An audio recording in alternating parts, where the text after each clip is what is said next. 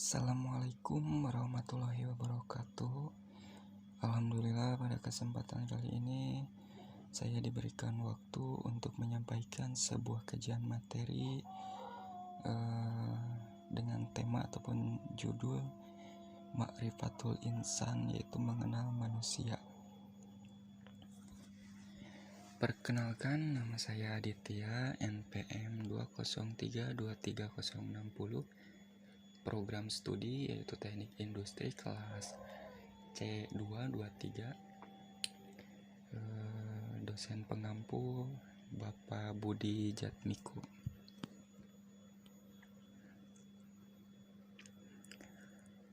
Pokok bahasan Ma'rifatul Insan yang pertama yaitu Ta'rif al-insan atau pengertian manusia, kemudian Hakikatul insan atau hakikatnya manusia. Yang ketiga yaitu Cakatul insan atau potensi manusia. Kemudian yang keempat yaitu Nafsul insan atau nafsu manusia. Kemudian yang kelima yaitu Sifatul insan, sifatnya manusia. Kemudian yang keenam Hakikah al-ibadah atau hakikatnya ibadah. Kemudian yang ketujuh yaitu Sumliyatul ibadah atau kesempurnaan ibadah, dan Qabulul ibadah atau diterimanya ibadah. Kemudian yang kedelapan yaitu Nataizul ibadah atau hasil ibadah, buah daripada ibadah. Kemudian yang ke-9 yaitu Nataizut taqwa, hasil takwa. Kemudian yang ke-10 yaitu At-tawazun atau keseimbangan. Kemudian yang terakhir yaitu Risalah al-insan atau misi kita sebagai manusia. Pada materi yang pertama yaitu definisi manusia atau Ta'rifatul insan, yang dimana ada 3 pokok bahasan yang dapat kita simpulkan bahwa Islam merupakan sistem yang sangat menjanjikan kebahagiaannya. Kenyataannya tidak semua manusia menerima Islam dengan baik, bahkan ada yang antipati dan memusuhi. Padahal Islamlah yang menentukan nasibnya. Konon sebagai khalifah Allah di muka bumi, manusia diberi kelebihan yang makhluk lain tidak diberi. Dilihat dari asal penciptaannya, manusia tersusun dari unsur langit, unsur bumi karena manusia diciptakan dari tanah, untuk langit karena setelah proses penciptaan fisiknya sempurna, Allah meniupkan ruh kepadanya dari kedua unsur. Dari kedua unsur itu berdasarkan fungsinya manusia disimbolkan dengan 3 unsur utama, yaitu hati, kemudian akal, dan jasad. Hati itu sendiri, Rasulullah SAW mengatakan bahwa di dalam jasad ada segumpal daging. Bila mana daging itu baik seluruh jasad. Namun bila daging itu rusak, maka rusaklah seluruh jasadnya.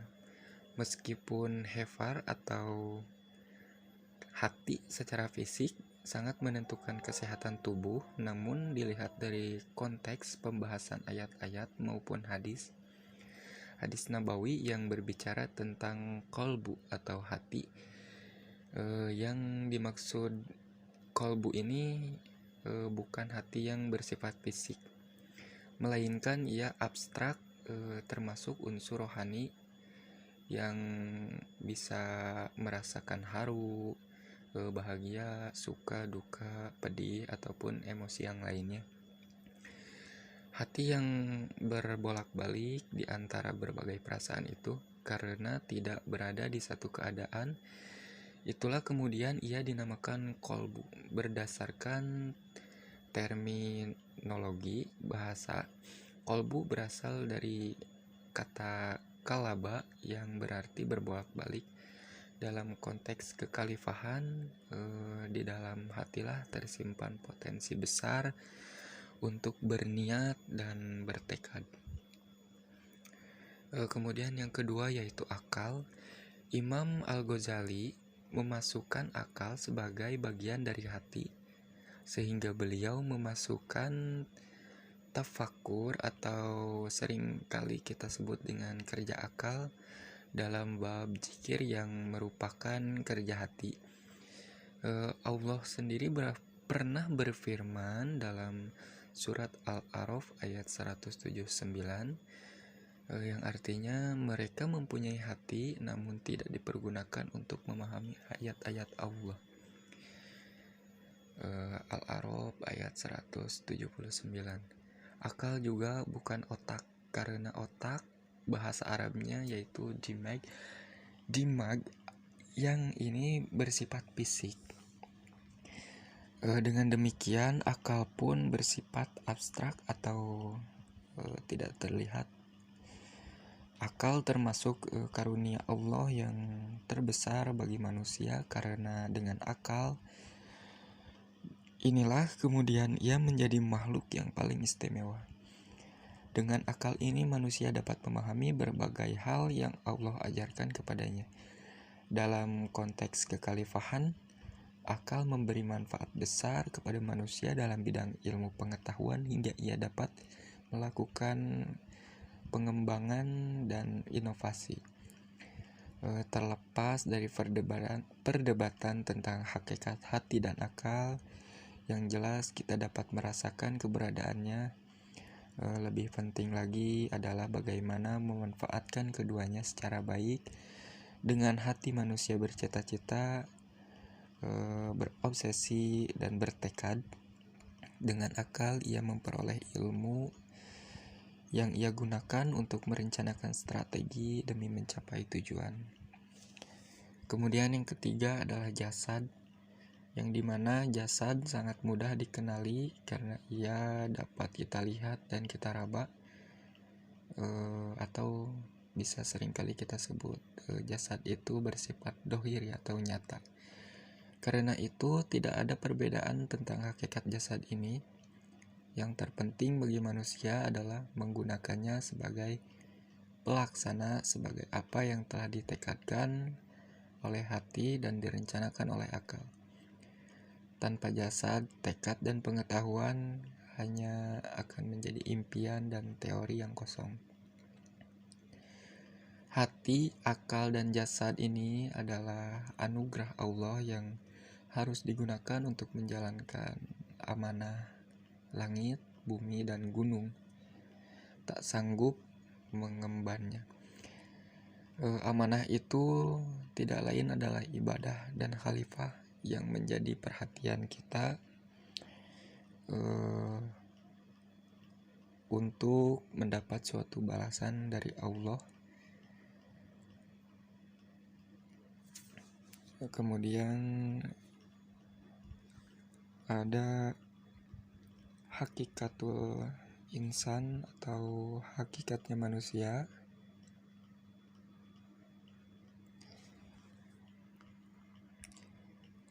Siapapun dan apapun kedudukannya, manusia harus memahami hakikat diri dan kehidupannya. Hal ini penting karena kenapa? Supaya manusia dapat bersikap dan berperilaku adil terhadap dirinya, termasuk penciptanya, terhadap sesama manusia, dan terhadap makhluk-makhluk lain. Beberapa hakikat yang harus kita pahami diantaranya yaitu hakikat bahwasannya kita adalah sebagai makhluk Allah. Sebagai makhluk, kita diciptakan atas fitrah Islam sebagaimana makhluk-makhluk yang lainnya. Sebagai manusia, kita tidak pernah menjadi malaikat yang tercipta dari cahaya, namun ia juga bukan iblis yang tercipta dari api. Dilihat dari fisik, ia termasuk makhluk yang lemah, memiliki banyak sekali keterbatasan dan kekurangan. kita juga sebagai manusia memiliki sifat yang bodoh. Sepandai-pandainya manusia, ia tetap tidak dapat mengetahui rahasia yang belum Allah bukakan untuknya. Kita juga tidak dapat berdiri sendiri. Sebagai manusia, kita ini adalah makhluk sosial atau makhluk yang membutuhkan orang lain, bahkan untuk kelangsungan hidupnya. Manusia sangat tergantung pada pihak lain. Kemudian yang kedua yaitu mukharom, atau kita manusia dimuliakan. Betapapun ia tercipta dari tanah atau air hina, akan tetapi Allah menghendaki agar ia menjadi makhluk yang mulia. Hanya berstatus sebagai manusia saja, orang sudah dipanggil al-mukharom. Ini menunjukkan kekuasaan Allah yang absolut. Dengan kekuasaannya, makhluk yang tercipta dari tanah itu mendapat tiupan ruh dari Allah Subhanahu wa Ta'ala. Di samping itu juga Allah memberikan berbagai kelebihan kepadanya. Dalam hal penciptaan, ia diciptakan dengan penciptaan yang paling sempurna. Akal yang merupakan kelebihan yang paling istimewa. Bukan hanya itu, alam semesta pun juga ditundukkan untuknya, untuk kita sebagai manusia. Kemudian yang ketiga ada mukhalaf, atau kita sebagai manusia diberikan beban oleh Allah Subhanahu wa Ta'ala. Mukhalaf sendiri artinya yaitu yang dibebani. Sebagai makhluk yang telah diistimewakan dengan berbagai kelebihan, manusia tidak dibiarkan tanpa tugas dan tanggung jawab. Nikmat penciptaan dan berbagai kelebihan itu harus disyukuri dengan melakukan ibadah secara benar, dengan segala ketundukan dan keikhlasan kepada Allah yang telah memberikan nikmat itu kepadanya. Potensi besar yang diberikan kepadanya itu tidak dimaksudkan agar ia mampu mengelola bumi ini, mewakili Allah mengatur kehidupan sesuai dengan yang dikehendakinya.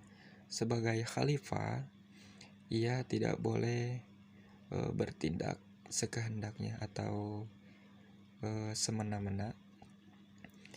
Kemudian yang keempat yaitu mukhayyar, atau kita sebagai manusia ya bebas untuk memilih.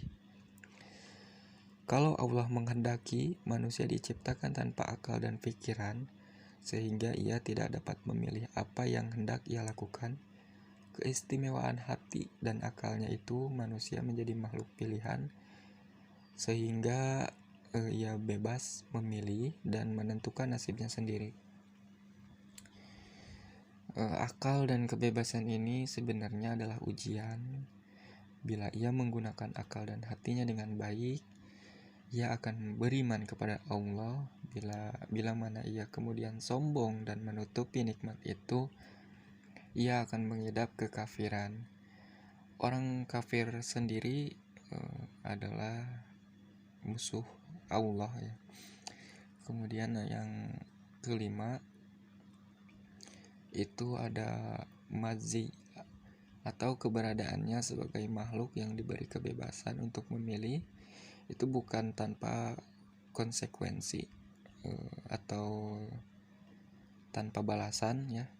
Sesungguhnya nikmat-nikmat yang telah dia terima sejak awal penciptaan, berbagai kelebihan yang tidak diberikan kepada makhluk lain, dan tugas yang dibebankan kepadanya itu bukan perhitungan atau beban yang diberikan kepada manusia itu akan diperhitungkan oleh Allah atau akan mendapat balasan dari Allah usainya keberadaan manusia di dunia atau seusai kita mati ya.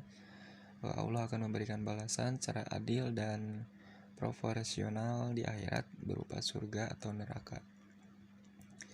Sebagai dari balasan itu, kadang diberikan di dunia, satu kebaikan akan mendapat balasan 10 kali lipat kebaikan atau berlipat-lipat sebagai mana yang Allah hendaki. Demikian pula yang buruk ia akan mendapat balasan yang setimpal.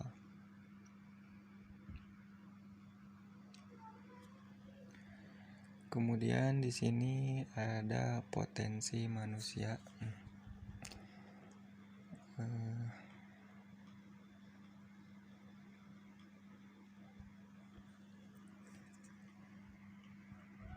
Manusia yang kecil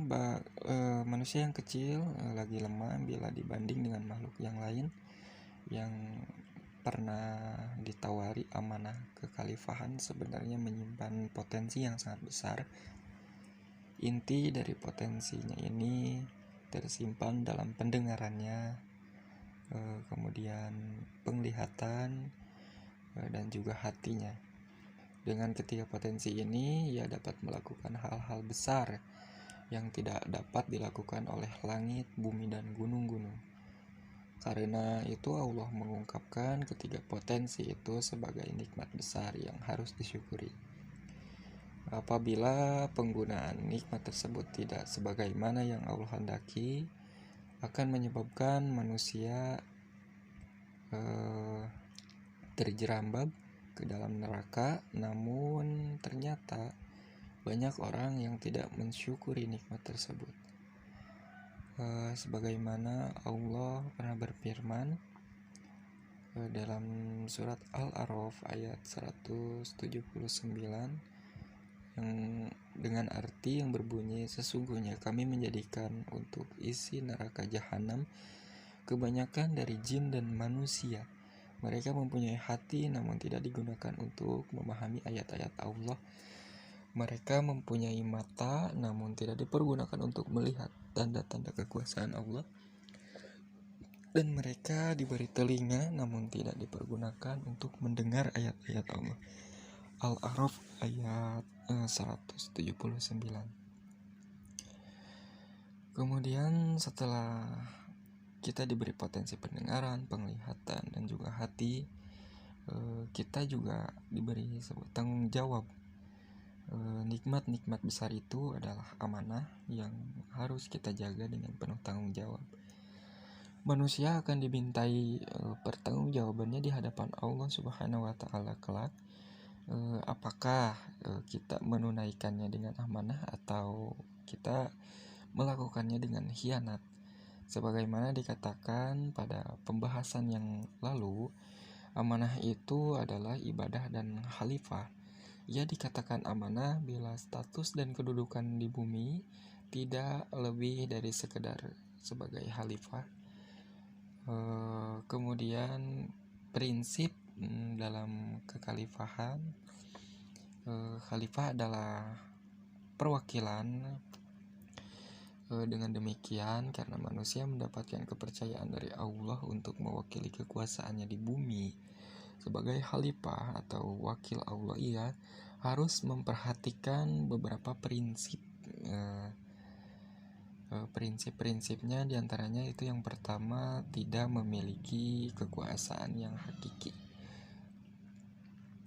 Pada hakikatnya, kepemilikan dan kekuasaan itu bukan milik Allah, karena pemilik dan penguasaan yang hakiki adalah Allah yang menciptakan alam semesta ini beserta isinya. Allah segala kerajaan langit dan bumi, manusia hanya mendapat amanah untuk mengelolanya.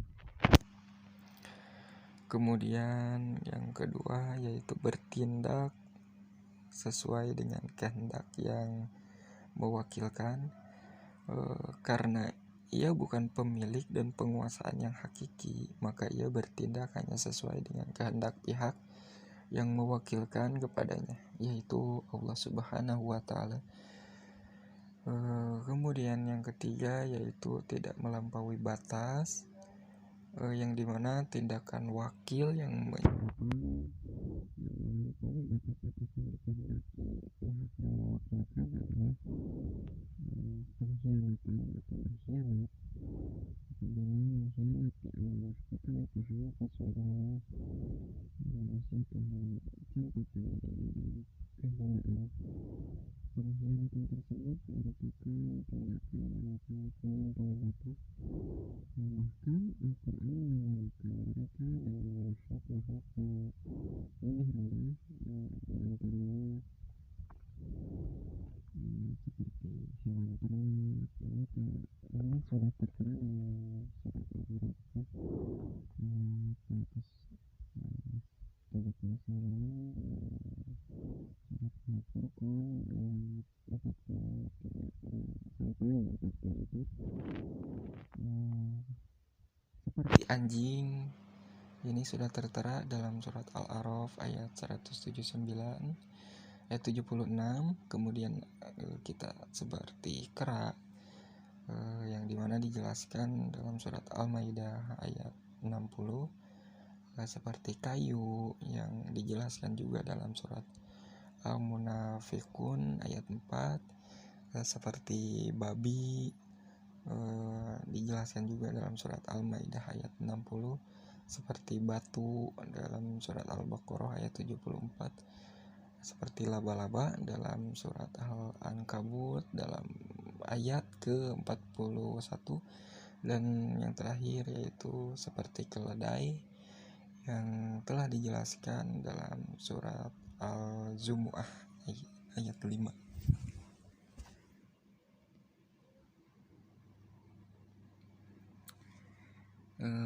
Kemudian materi yang berikutnya yaitu hakikat manusia atau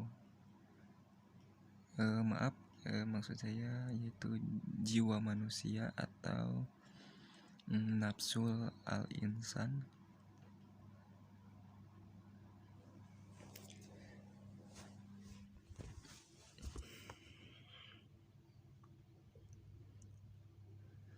Yang paling unik pada manusia adalah jiwanya itu sendiri ya. Demikian itu karena baik dan buruknya jasad tergantung kepadanya.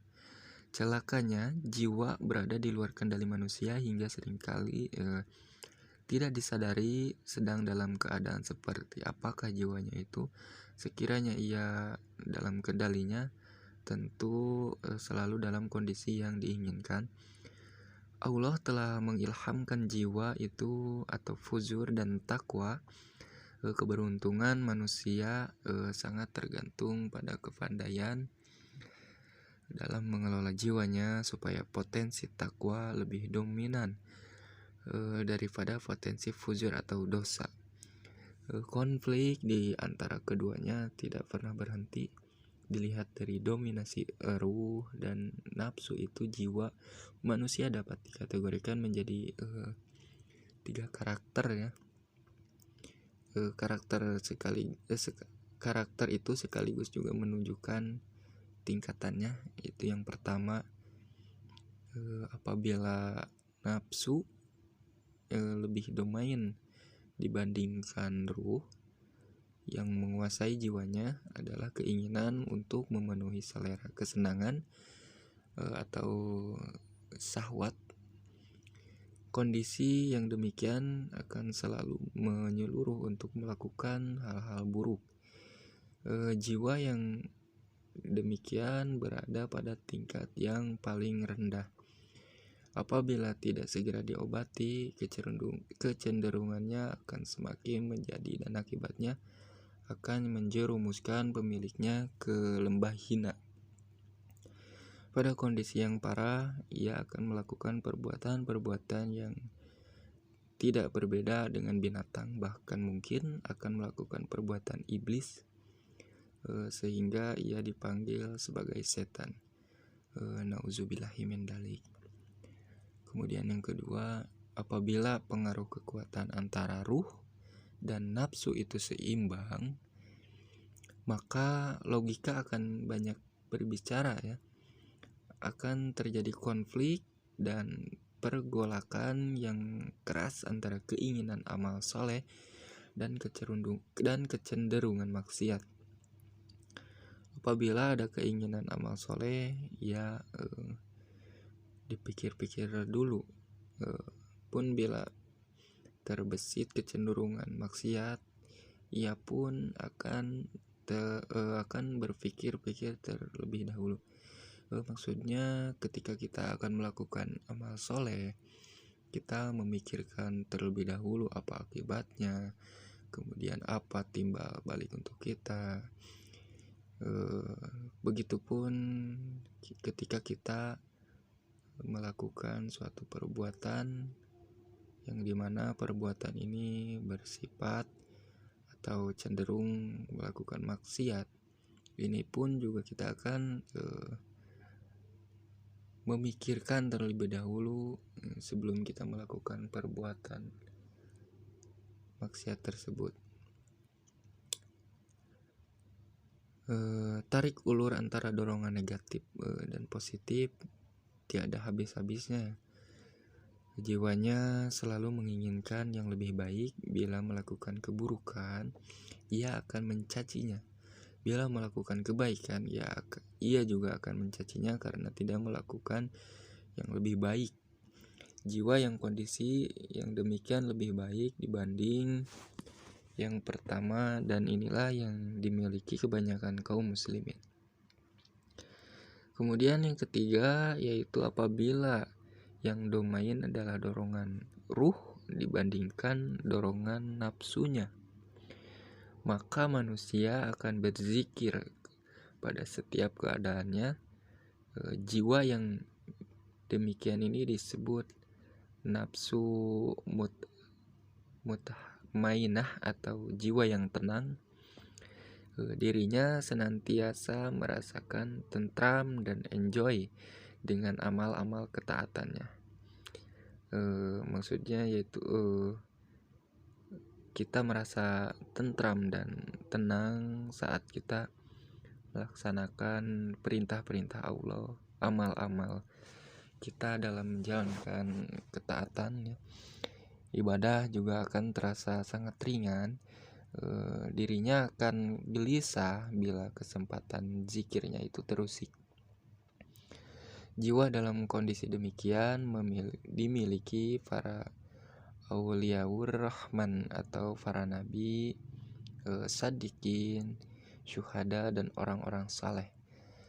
Semoga Allah menganugerahkan kepada kita jiwa yang tenang ini di dunia, sehingga kelak Allah Subhanahu wa Ta'ala memanggil kita dengan panggilan yang lembut. Sebagaimana firman Allah dalam surat Al-Fajr ayat 27 sampai 30 dengan arti yang berbunyi, "Wahai jiwa yang tenang, kembalilah kepada Tuhanmu dengan hati yang puas lagi diridhoinya.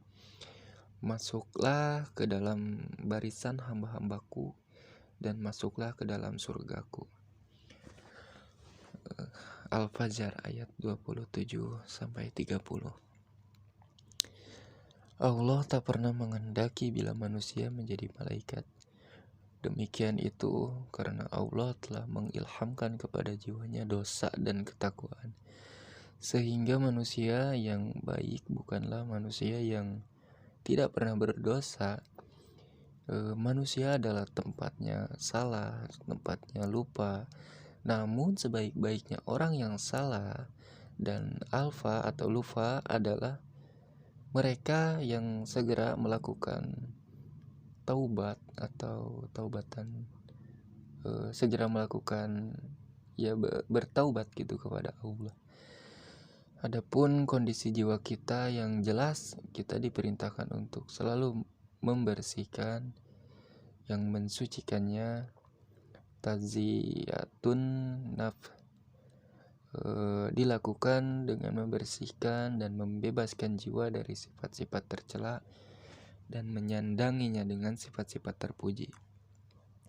Lalu bagaimana caranya? Yaitu menjalankan tilawah dan tadabbur Al-Quran, tafakkur alam, kemudian thalabul ilmi, sholat wajib di masjid, kemudian sholat nafilah, siam atau berpuasa, melakukan dakwah, kemudian bergaul dengan orang-orang yang soleh, dan masih banyak lagi, sebagaimana Allah berfirman dalam surat Asy-Syam ayat 9-10 yang berbunyi, sesungguhnya beruntunglah orang yang mensucikan jiwanya, dan sesungguhnya merugilah orang yang mengotori jiwanya.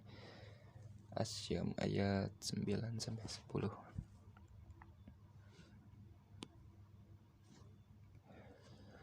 Kemudian di sini ada sifatul insan atau sifat manusia itu sendiri ya. Sifat-sifat kita sebagai manusia.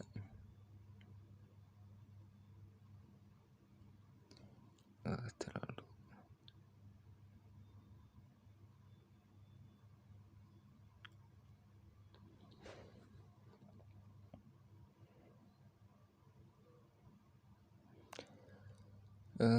sifat manusia sangatlah ditentukan oleh intensitas dan efektivitas usahanya dalam melakukan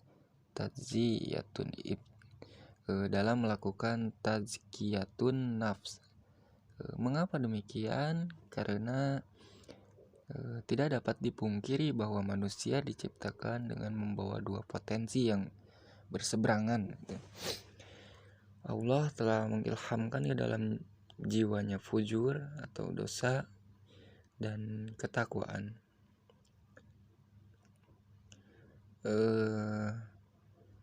Tazkiyatun nafs sendiri yaitu manusia yang beruntung adalah manusia yang melakukan tazkiyah, termasuk dalam pengertian tazkiyah itu sendiri adalah pembelajaran ataupun pelatihan dan tarbiyah. Tazkiyatun nafs akan membentuk seseorang atau kepribadian sebagai ibadur rahman atau hamba yang maha penyayang ya. Allah sangat mencintai sifat-sifat mereka, di antaranya yaitu syakur atau memperbanyak syukur ya, kemudian sabur, banyak bersabar, rauf yaitu penyantun, rahim dia penyayang, halim kemudian ya arif, tawab banyak bertobat, awab yaitu lemah lembut, saduk sangat jujur ya, kemudian amin ini amanah, amin itu. Orang yang senantiasa mensyukuri nikmat akan mendorong jiwanya untuk memahami bahwa potensi untuk memahami baik yang sudah Allah tanamkan dalam jiwanya harus dipelihara, disirami, dipupuk, disiangi dan dihindari dari populasi, virus, hama, dan penyakit. Dengan begitu ia akan tumbuh subur, berbunga, dan memberikan buahnya setiap musim. Dialah yang sukses di dalam dunia dan akhirat. Sebuah hadis mengatakan, orang yang cerdas adalah orang yang mampu mengendalikan hawa nafsunya dan beramal untuk hari sesudah mati. Hadis riwayat Muslim. Kemudian ada tadzkiyatun nafs, itu jiwa yang dibiarkan tanpa tazkiyah. Jiwa ini akan berkarat dan akhirnya menjadi kotor. Apabila sengaja dikotori, akibatnya pengotoran itu memunculkan sifat-sifat buruk kepadanya sehingga ia menjadi manusia yang merugi. Sifat-sifat itu atau apabila mereka melakukan pengotoran kepada dirinya, maka akan memunculkan sifat-sifat diantaranya yaitu ajulan atau suka tergesa-gesa, kemudian haluan atau banyak berkeluh kesah, kemudian ada gafilan atau lalai, kemudian ada taghian atau melampaui batas, kemudian ada katuran atau pelit ya. Kemudian ada kafuran atau kufur, ingkar ya, ingkar. Kemudian ada aksara jadalan, yaitu banyak mendebat. Kemudian ada kanudan, yaitu banyak membantah ya. Kemudian ada zaluman, yaitu sangat jolim. Kemudian yang terakhir ada jahulan, yaitu sangat bodoh. Sangat disayangkan bahwa kesadaran untuk melakukan tazkiyah nafs ini seringkali hilang akibat berbagai tantangan, baik faktor internal maupun eksternal ya. Tantangan internal sendiri yaitu nafsunya sendiri yang cenderung pragmatis atau ia lebih suka segera gitu, lebih tepatnya ya, kita melakukan sesuatu yang tergesa-gesa, menikmati meskipun hanya sebentar kemudian hilang daripada harus berusaha payah dengan menikmatan jangka panjang lebih kekal. Sebenar-benar kerugian adalah apabila manusia lebih memilih kenikmatan sesaat dengan mengorbankan kenikmatan sesaat dengan mengorbankan kenikmatan yang abadi gitu. Itulah orang-orang yang tidak mendapat hidayah ya. Semoga Allah menghindarkan kita dari sifat-sifat yang demikian. Sebuah hadis pernah berkata, yaitu orang yang lemah adalah orang yang memperturutkan diri pada hawa nafsunya dan hanya berangan-angan kepada Allah. Hadis riwayat Muslim.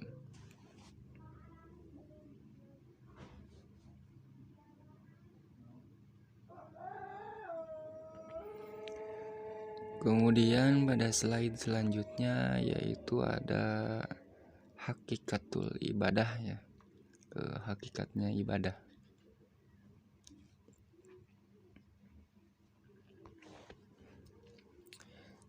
Ibadah sendiri berasal dari kata abada yang berarti menghamba.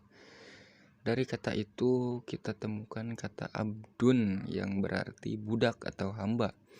Ibadah yang berarti penghambaan dan ubudiyah atau perbudakan. Allah yang menciptakan manusia dengan penciptaan yang paling sempurna, memuliakannya, memberikan berbagai kelebihan, dan mengangkatnya sebagai khalifah di muka bumi. Tidak rela kalau ia menghamba atau menjadi hamba apabila diperhamba oleh sesama makhluk gitu. Apa dan siapapun. Penghambaan kepada sesama makhluk hanya akan mengakibatkan kehinaan bagi yang menghamba dan ketakaburan bagi mereka yang diberi penghambaan. Keduanya akan mendapat siksa karena melampaui batas hak penciptaan gitu. Yang menghamba berdosa karena dia telah memberikan penghambaan kepada pihak yang tidak berhak dan dalam waktu yang tidak menghargai Allah yang telah memberikan banyak nikmat kepadanya. Kemudian yang menerima penghambaan itu juga akan mendapatkan dosa, karena dengan itu ia merampas hak Allah dan menempatkan diri pada kedudukan yang tidak semestinya. Dalam suatu riwayat Rasulullah SAW bersabda, sekiranya aku memerintahkan seseorang untuk menyembah orang lain, tentu aku sudah memerintahkan agar istri menyembah suaminya. Sebaliknya, kita manusia hanya memberikan penghambaannya kepada Allah saja. Ia akan mendapatkan kemuliaan, kemudian kebesaran dan kemerdekaan ya, terutama kebebasan dari kalangan diri nafsu pribadi. Di sini ada pangkal ibadah ya. Pangkal ibadah itu adalah ibadah kepada Allah yang dilakukan dengan segenap keikhlasan seseorang karena ia merasakan betapa banyaknya nikmat Allah yang telah diberikan kepadanya, Hal ini merupakan kesimpulan apabila seseorang merenungi hidupnya sejak penciptaannya di dunia hingga keberadaannya sekarang, sudah teramat banyak nikmat yang ia terima. Seseorang yang menghitung nikmat-nikmat Allah niscaya akan mendapat menghitungnya, ia hanya mendapati dan merasakan keagungan Allah Subhanahu wa Ta'ala. Hal ini terjadi apabila ia mengamati tanda-tanda kekuasaan dan keagungan Allah yang terdapat di dalam ayat-ayat kauliyah dan tersebar di ayat-ayat kauniyah. Ketika dua hal itu dirasakan, seseorang akan segala ketulusan hatinya beribadah atau menghamba kepada Allah dengan segala kerendahan hati, dengan segala cinta, karena ibadah pada hakikatnya adalah puncak kecintaan, dengan segala ketundukan, karena ibadah pada hakikatnya adalah puncak ketundukan.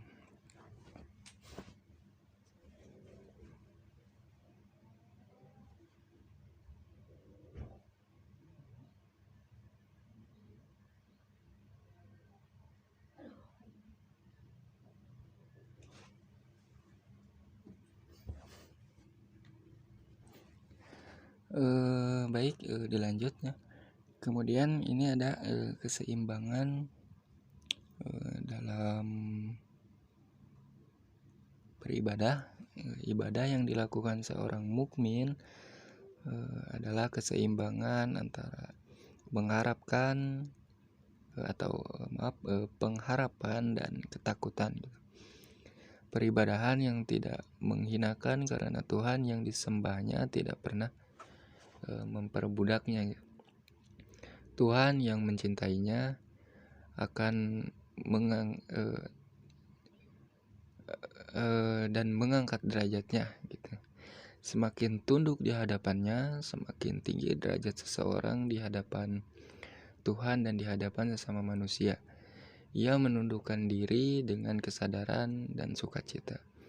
Tuhan yang disembahnya adalah Tuhan yang telah menciptakannya dengan sepenuh kasih sayang, memberinya rizki yang melimpah ruah dengan penuh kasih sayang, memeliharanya dengan penuh kasih sayang, mendidiknya dengan penuh kasih sayang, kemudian menegurnya dengan penuh kasih sayang. Bahkan kalau terpaksa menghukumnya itu penuh dengan kasih sayang. Pada saat yang sama, cinta Allah kepadanya dan cintanya kepada Allah membuat dirinya merasa takut. Jangan-jangan ibadahnya belum pantas, jangan-jangan ibadahnya tidak diterima, jangan-jangan cintanya dicabut. Namun rasa takut ini menimbulkan keputusasaan karena Tuhannya selalu memberi harapan dan pengampuni dosa-dosanya. Pengharapan dan ketakutan ini selalu berjalan seiring dan seimbang gitu.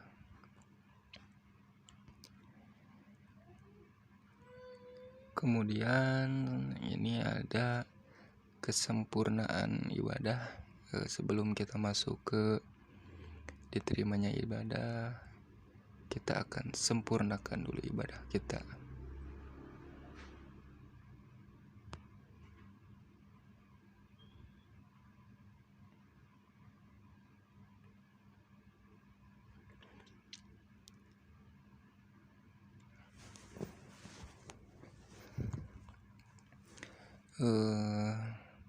Allah telah memaklumkan bahwa tujuan penciptaan jin dan manusia tak lain dan tak bukan adalah untuk beribadah kepadanya.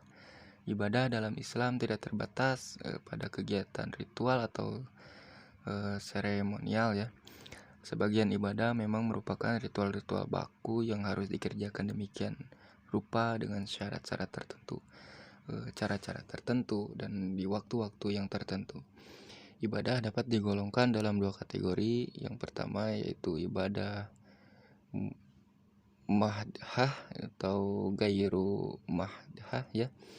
Ibadah Madha ini atau ibadah murni yang demikian dikatakan oleh Syekhul Islam Ibnu Taimiyah ya, bahwasannya asalnya haram kecuali yang disyariatkan.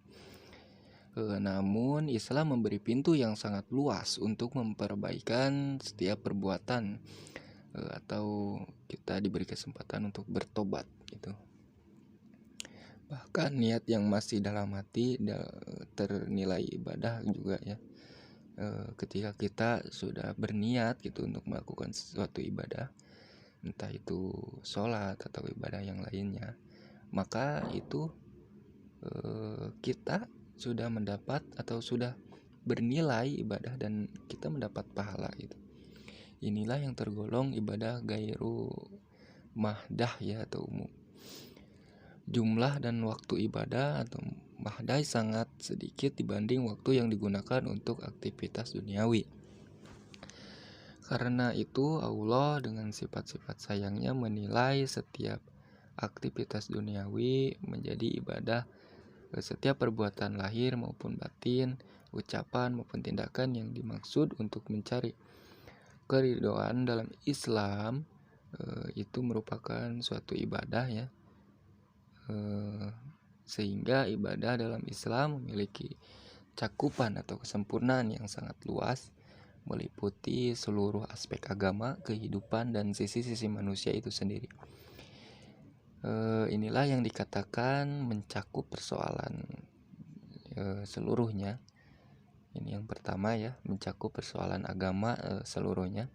Perkara yang hukumnya wajib kalau dikerjakan mendapat pahala dan kalau ditinggalkan itu mendapat dosa. Sunnah dianjurkan untuk dikerjakan kalau melakukannya mendapat pahala, dan jika meninggalkannya atau tidak melakukannya maka akan kehilangan kesempatan untuk berbuat baik gitu ya. Mubah adalah perkara netral, tidak haram namun juga tidak wajib. Akan tetapi justru dalam perkara mubah inilah seorang mukmin mendapat kesempatan untuk sangat luas untuk mendapatkan nilai ibadah dari Allah Subhanahu wa taala. Dengan itu karena dibanding dengan yang alim, perkara yang mubah jauh lebih banyak dan beragam. Dengan dasar niat lillahi ta'ala, karena Allah, setiap perbuatan yang mubah, hal-hal yang menjadi kebutuhan dan kesenangannya. Bahkan mungkin tidak pernah terbayangkan bila akan dapat dinilai sebagai ibadah.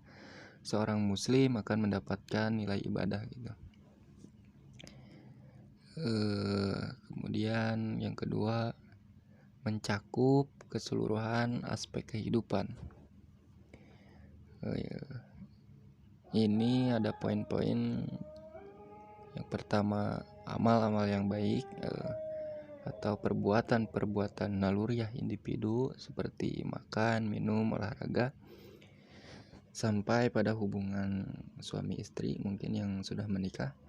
Ketika sebagian sahabat mempertanyakan yang terakhir ini, Rasulullah bertanya, bagaimana kalau ia menyalurkannya kepada wanita yang bukan istrinya? Bukankah ia berdosa? Demikian pula bila ia melampiaskan pada istrinya. Itu adalah bernilai sodakoh atau suatu perbuatan atau amal yang baik. Kemudian poin yang kedua ini ada amal-amal sosial. Contohnya yaitu seperti kerja bakti, membantu tetangga, membasuh orang sakit, silaturahim pada sahabat ataupun handai tolan dan sebagainya yang dilakukan pada lingkungan kita ya. Kemudian ada poin yang ketiga yaitu bekerja mencari nafkah. Sebaik-baiknya makanan adalah makanan yang merupakan hasil jeripayah sendiri itu. Tangan yang di atas lebih baik daripada tangan yang di bawah. Akan mendapatkan ampunan orang yang sore hari kelelahan karena bekerja. Kemudian yang keempat itu ada kemakmuran bumi ya. Kemakmuran bumi yang dimaksud ini seperti pertanian, perkebunan, perikanan, pembangunan jalan gitu, jembatan ataupun banyak lagi ya gitu untuk masuk ke dalam konteks kemakmuran bumi. Kemudian yang terakhir ini ada menegakkan agama, yang dimana meliputi sistem akhlak, kemudian ada ibadah ataupun syariah. Menegakkannya membutuhkan amal jama'i ya. Sebagiannya merupakan kewajiban kolektif yang bila tidak dilakukan oleh seorang pun maka semua akan berdosa gitu. Yang ketiga itu mencakup keseluruhan atau keadaan manusia ya, keseluruhan keadaan manusia.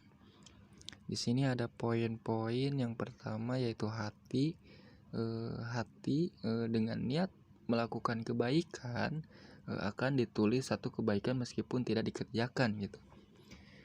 Meskipun kita sudah berniat, kita niatnya buruk, maka meskipun kita tidak mengerjakan hal buruk itu, maka kita sudah dicatat sebagai suatu keburukan gitu.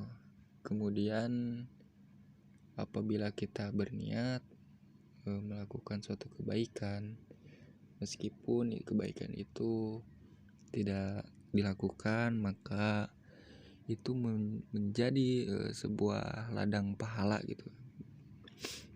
Kemudian poin yang kedua itu akal. Akal di sini kita berpikir ya, kemudian berjalan, mencari ilmu, membaca, berpendapat ataupun berdiskusi. Maksudnya kita diberi akal untuk berpikir, kita diberi akal untuk mencari ilmu, sebagaimana akal ini diterapkan pada fungsinya gitu. Maka tidak sia-sia gitu kita sebagai manusia yang diberi akal oleh Allah Subhanahu wa taala. Kemudian di sini yaitu anggota badan. Anggota badan ini yaitu alat yang mengimplementasikan pekerjaan hati dan akal pikiran gitu.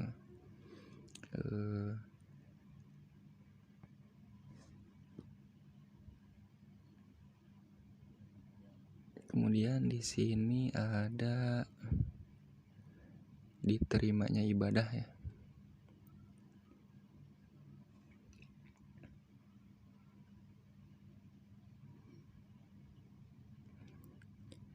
Suatu amal perbuatan akan dinilai dan diterima sebagai ibadah bila ia memenuhi syarat-syarat yang telah ditentukan oleh syariat gitu ya. Yang pertama yaitu ibadah mahdah gitu. Ibadah mahdah lebih banyak merupakan ritual yang kadang kita tidak mengetahui hikmahnya gitu. Namun demikian ia harus dikerjakan dengan segala ketaatan tanpa mempertanyakan hikmahnya. Di antaranya ada yang berat, kemudian ada yang sulit. Ada yang ringan, juga ada yang mudah, bahkan ada yang terkesan remeh dan tidak logis gitu. Semua harus dikerjakan sebaik-baiknya karena itu adalah ujian. Allah bebas menentukan bagaimana, dengan cara apa, kemudian untuk menguji atau menilai hambanya gitu. Diterima ibadah mahdah itu tergantung 3 syarat ya. Yang pertama itu disertai dengan niat. Sesungguhnya niat itu menentukan diterima atau tidaknya suatu amal. Tanpa niat atau dengan niat hati tidak ikhlas, suatu amal tidak dapat diterima sebagai ibadah. Setiap urusan penting yang tidak dimulai dengan basmalah itu terputus pahalanya gitu. Kemudian yang kedua yaitu disyariatkan dalam suatu riwayat Rasulullah Shallallahu Alaihi Wasallam mengatakan bahwa setiap amal ibadah yang tidak didasarkan pada hukum yang telah disyariatkan maka itu termasuk bid'ah gitu. Kemudian yang ketiga itu ada cara gitu, dimana caranya itu sesuai dengan yang dicontohkan Rasulullah SAW. Cara ini 100% gitu harus diikuti. Sengaja menyimpang 1% saja dari contoh yang telah diberikan oleh Rasulullah SAW sama dengan telah membuat syariat baru atas dasar kemauannya sendiri gitu. Ibadah mahdah ini harus mengikuti Rasulullah SAW secara manhaj atau secara aspek konseptual dan kaifiyah atau implementasinya gitu. Ketiga syarat itu harus terpenuhi seutuhnya. Dua syarat saja tidak terpenuhi, ibadah dalam konteks ini tidak dapat diterima. Apalagi hanya memenuhi satu syarat gitu, niat ikhlas namun secara syariah dan caranya itu tidak benar disebut bid'ah. Sedang bila syariat dan cara benar namun niatnya tidak benar itu disebut syiriknya atau musyrik. Kemudian yang kedua itu ada ibadah gairu mahdah atau ibadah yang tidak murni ya, tidak dikhususkan, yaitu ibadah yang non ritual. Ia adalah ibadah dalam arti luas gitu. Seperti halnya ibadah mahdah, amal dalam konteks ini akan mendapat nilai ibadah kalau memenuhi persyaratan, namun syaratnya tidak seketat ibadah mahdah gitu. Dalam konteks ini setiap amal lahir maupun batin berupa niat, ucapan maupun tindakan yang dimaksud untuk mencari ridho Allah adalah ibadah.